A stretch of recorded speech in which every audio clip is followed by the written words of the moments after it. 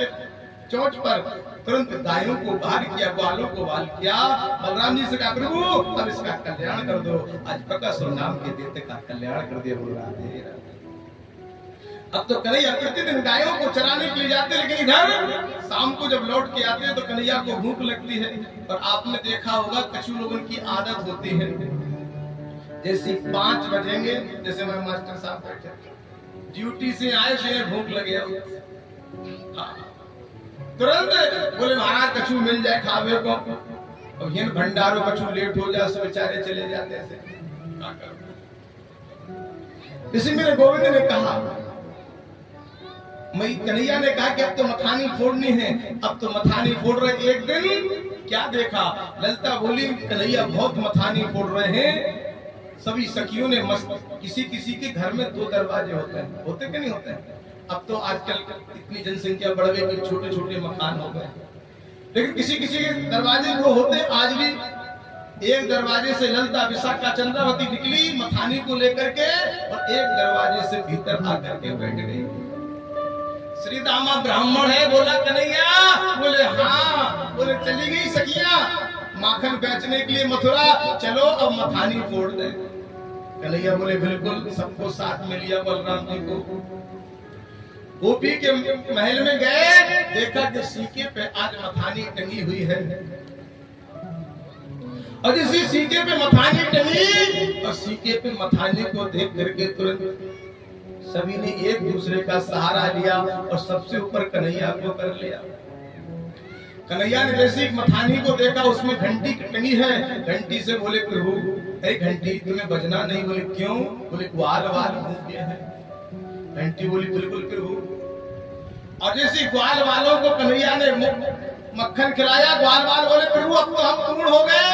भगवान ने जैसी हाथ लगाया और वो मक्खन जैसी अपने अधरों से लगाया। घंटी बोली टन, ललिता आ गई झट, तो कन्हैया पकड़ गए पट्ट। बोलो राधे राधे।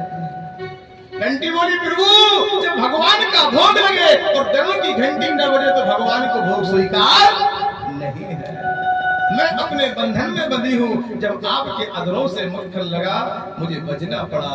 अब तो कन्हैया बोले ठीक है, जब लीला हम ही ने बनाई है और प्रकृति को हम नष्ट नहीं करेंगे। ललिता ने पकड़ दिया। ललिता बोली चलो अब तुम्हारी शिकायत मैया से करेंगे। और जैसे ऐसा कहा तो क्या कह रहे हैं सुनिए भैया, ध्यान देना बड़े भाव से। उधर से आज ललिता के पति चले आ रहे हैं, और जैसे ललिता के सामने से पति आ रहे हैं और कन्हैया ने तुरंत इशारा किया ललिता के पति को, भैया तुम्हें कुछ बोलना नहीं है। भैया बोले क्यों नहीं बोलना है? इशारे इशारे में आज कन्हैया बात कर रहे हैं। और क्या कह रहे हैं कि तुम्हें आए जइयो भैया मोरे तनक जरूरी जाने। तुम्हें आए जइयो भैया मोरे तनक जरूरी जाने। मोरे तनक जरूरी जाने भैया तनक जरूरी जाने।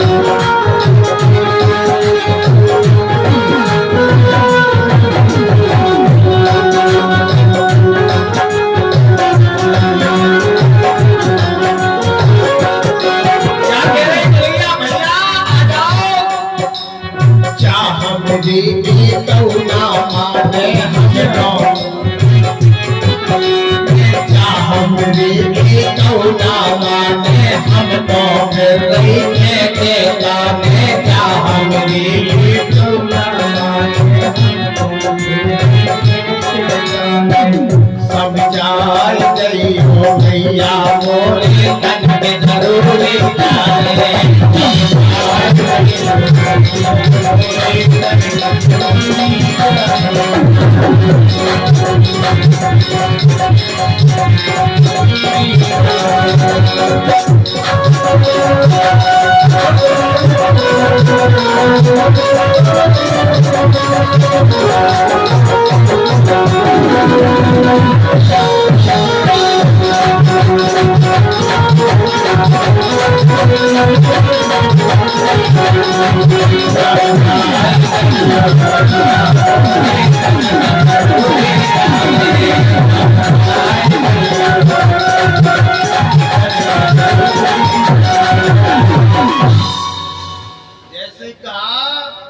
ललता के पति से कन्हैया ने इधर आओ कि सारे में बात कर ले। बोले क्या? बोले भैया तुम्हें आए जइयो भैया मोरे तनक जरूरी जाना है। क्या कहा?